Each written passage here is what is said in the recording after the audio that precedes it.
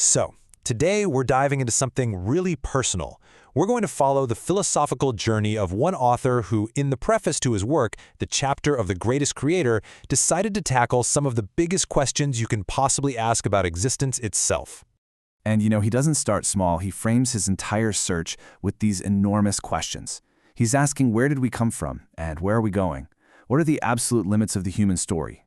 And then he hits us with this challenge, a scenario where, let's be honest, all our science, all our technology, all our combined brain power might just be completely useless. For him, this isn't just a sci-fi what-if. It's the ultimate stress test for humanity's abilities, and it's the jumping-off point for a whole different kind of search. And this is really the heart of it all.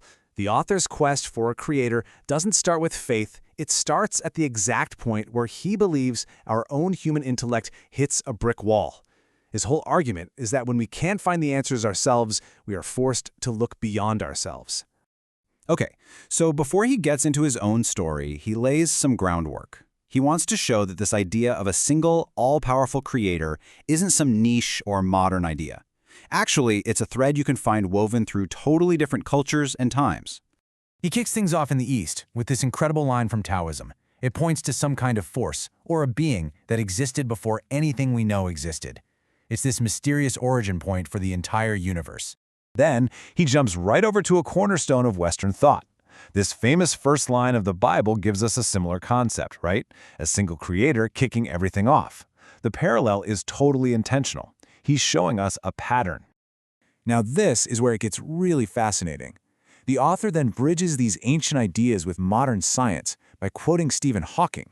I mean, think about that. He's using Hawking's own words to show that even at the absolute cutting edge of physics, the idea of a creator can still pop up as a possible answer for the things we just can't explain yet.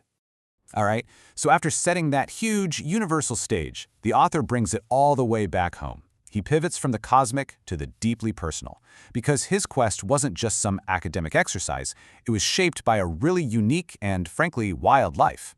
Get this, before he even started on this philosophical path, he had more than 20 different jobs. And that's not just a random number. That represents an incredible range of human experiences that he brought to this search for answers. And the variety is just astounding. We're talking about being a shepherd in a quiet field and a real estate developer in a chaotic city. He was a teacher, a mechanic, and even managed a nightclub. I mean, each one of those roles gave him a completely different lens for looking at the world. But the real turning point, the thing that changed everything, was a brush with death. A bizarre car accident forced him to ask the one question he couldn't put off anymore. What is the point of all this? Why am I even here? Suddenly, this search wasn't just a curiosity, it was an urgent need. So with this urgent new question driving him, he started looking for answers in all the usual places. He went through the world's established paths to wisdom, one by one, but for him, none of them quite added up. He thought about money, but figured, no millionaire has ever published the definitive answer to the meaning of life. So scratch that. What about power? Nope. Kings and emperors have come and gone, and none of them left behind a guide to existence. Even science, with giants like Einstein, still had massive unanswered questions. And when he turned to organized religion, both Christianity and Buddhism left him with doubts, like he was still missing a piece of the puzzle. So if all the conventional tools, money, power, reason, even religion, failed him, what was left?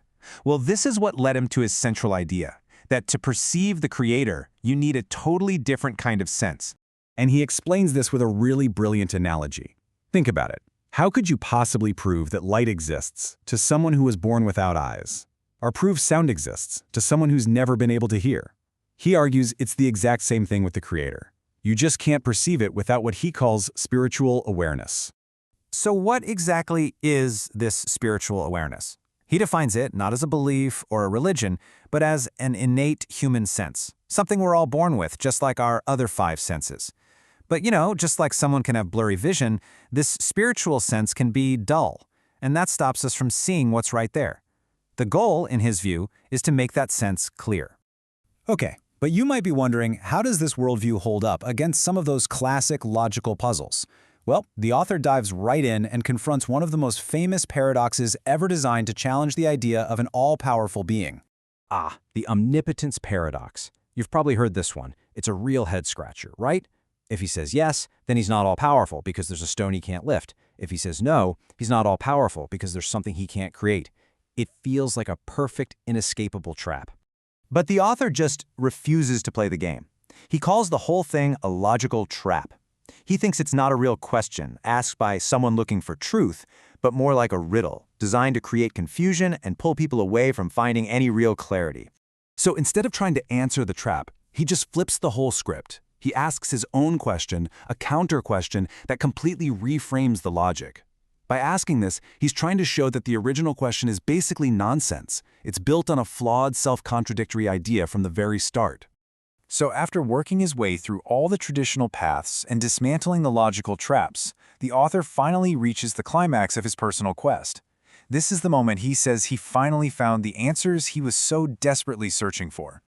His path was basically to go direct. He decided to bypass all the middlemen, human knowledge, science, even the rules of organized religion, and use that spiritual awareness he talks about as a direct line of communication.